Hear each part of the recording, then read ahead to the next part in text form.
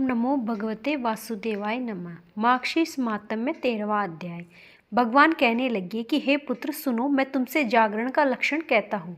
कलयुग में जिसके विज्ञान मात्र से मनुष्य आसानी से मुझको प्राप्त होता है, गीत वाद नृत्य पुराणों का पाठ, धूप दीप नैवेद्य पुष्प चंदन सुगंधित द्रव्य का लेपन, फलों का समर्पण करना, श्रद्धा दान इंद्रियों का निग्रह, सत्यता निद्रा रहित आनंद पूर्वक मेरा पूजन करना, पूजन में उत्साह का होना, पाप रहित आलस्य रहित प्रत्येक प्रहर में मेरी आरती करना, इन सब बातों में लीन होकर जो मनुष्य एकादशी की रात्रि को जागरण करता है वह फिर पृथ्वी पर जन्म नहीं लेता। जो इस प्रकार भक्ति से जागरण करता है वह मुझ में लीन हो जाता है। जो प्राणी एकादशी की रात्रि को सो जाते हैं वे मानो काल रूप सर्प से डसे जाते हैं और वे माया रूपी पाश के बंधन में मोहित हो जाते हैं। जो कलयुग में एकादशी के आने पर बिना जागरण के एकादशी को बिता देते हैं वे अवश्य नाश को प्राप्त हो जाते हैं, क्योंकि यह जीवन अनित्य है। जो दोनों नेत्रों को खोलकर अपने हृदय में मेरे चर वृंद को स्थिर कर रात में जागरण को नहीं देखते वे पातकी हैं। पुराणों की कथा आदि सुने, यदि कथा कहने वाले पंडित ना मिले तो मेरे सम्मुख गान नृत्य आदि करें। ऐसा जागरण करने से सैकड़ों हजारों और करोड़ों गुना फल मिलता है। मेरी एकादशी की रात्रि को जागरण करने से पितृपक्ष मातृ पक्ष और स्त्री पक्ष के कुलों का उद्धार होता है। उपवास के दिन अथवा जागरण के समय जो कोई विघ्न उपस्थित करता है मैं उस स्थान को छोड़कर श्राप देकर चला जाता हूँ। जो मनुष्य मेरी श्रविंद्र एकादशी के दिन जागरण करते हैं मैं प्रसन्न होकर उनके बीच में नृत्य करता हूँ। जो रे समीप जितने दिन जागरण करता है वह उतने आयुत यानी 100 हज तक युग मेरे पर्यंत मेरे ग्रह में आकर वास करता है। एकादशी के दिन जागरण नहीं करने से पूर्वजों की न गया श्राद्ध से, न तीर्थ सेवन से, न बहुत यज्ञों से मुक्ति होती है। अतः सब साधनों से जागरण श्रेष्ठ है। जो एकादशी के जागरण के समय पुष्पों से मेरी पूजा करता है वह प्रत्येक पुष्प में अश्व की यज्ञों का फल भाग का होता है। जो मेरे एकादशी के दिन जागरण के समय दीपदान करता है वह प्रत्येक क्षण के प्रकाश से 10,000 गोदान का फल प्राप्त करता है। जो मेरे जागरण के दिन विष्णु का नैवेद्य अर्पण करता है वह दान को फुआ के समान दान पुण्य करता है।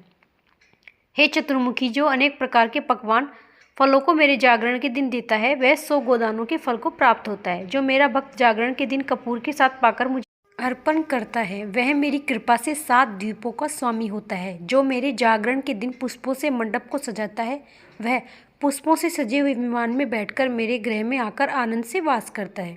जो मेरे जागरण के दिन कपूर और गूगल का धूप देता है वह अपने लाख जन्म के पापों का नाश करता है। जो मेरे जागरण के दिन मुझको दूध दही घी और जल से स्नान कराता है वह इस लोक के सुख को भोग कर अंत में श्रेष्ठ गति को पाता है।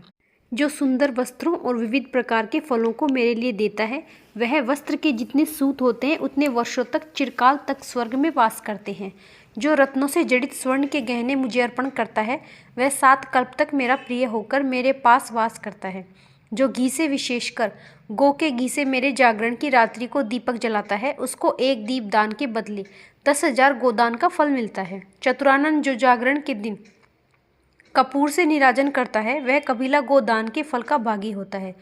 जो पुनः दीपदान गान नाच और पूजन करता है वह सैकड़ों यज्ञ व्रत और दान के समान पुण्य को पाता है। जो जागरण के दिन मेरे सामने निर्लज होकर गाना और नाच करता है वह आधे क्षण में कोटि यज्ञ के फल को पाता है। जो मेरे जागरण के दिन गाना नाच आदि को रोकता है वह 6 हज वर्ष रोका दिन नरक की यातना भोगता है। जो मेरे जागरण के दिन मेरे समीप नाच गान करते हुए मनुष्य के पास जाता है वह धर्मराज के बंधन में मुक्त होकर मुक्ति का भागी होकर मेरे पद को प्राप्त होता है। जो मेरे जागरण के दिन नाचने वाले मनुष्य का उपवास करता है वह 14 इंद्र के राज्य तथा नरक में जाकर वास करता है। जो मेरे जागरण के दिन भक्त से पुस्तक पढ़ता है वह श्लोक संख्या के हिसाब से उतने ही युग पर्यंत मेरे लोक में वास करता है। विद्वानों ने जो फल प्रदक्षिणा करने से कहा है वह फल अनेक युगों में कोटि यज्ञों के करने से भी प्राप्त नहीं होता।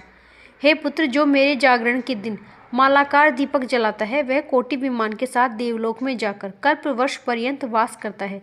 जो जागरण के समय मेरे बाल चरित्रों को पढ़ता है वह सहस्त्र कोटि युग पर्यंत श्वेत दीप में जाकर वास करता है।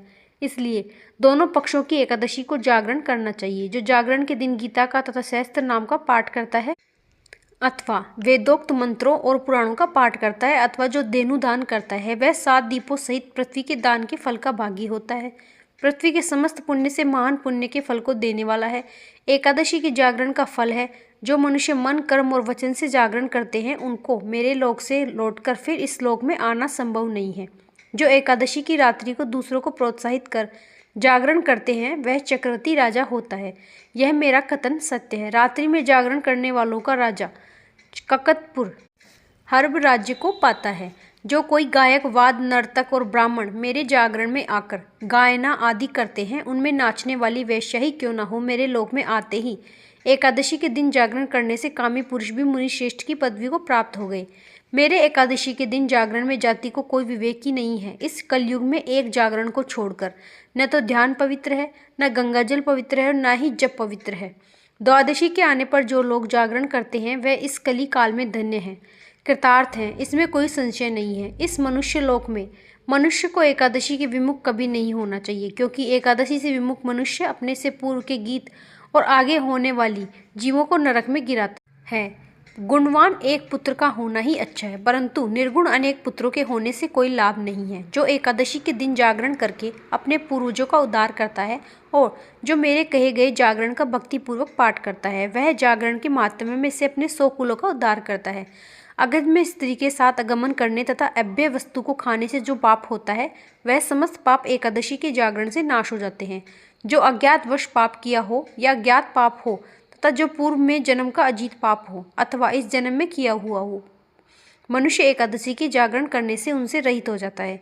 हे चतुराजन, मेरे एकादशी की रात्रि को जागरण करने मात्र से मनुष्य मुक्ति का भागी हो जाता है। जो फल कली में एकादशी के दिन जागरण से होता है उस फल की प्राप्ति कुरुक्षेत्र और प्रयाग में वास करने वालों को भी नहीं होती। पुत्र, एकादशी के दिन जागरण करने से जिस फल की प्राप्ति होती है उस फल की प्राप्ति हजारों अश्वमेघ यज्ञ और कोटि तीर्थों में स्नान करने से भी नहीं होती। जो एकादशी के माध्यम को पढ़ता है या सुनता है वह मनुष्य समस्त पापों से रहित होकर परम गति को प्राप्त करता है। जिस मनुष्य के एकादशी के दिन व्रत, पूजन और जागरण आदि होते हैं उसमें समस्त दुष्ट ग्रह सौम्य हो जाते हैं और संतान का वियोग नहीं होता तथा मेरी कीर्ति सुनने में नित्य प्रेमी होता है। वह प्रेमी कभी नष्ट नहीं होता तथा रण में और राजकुल में सदैव विजय होता है।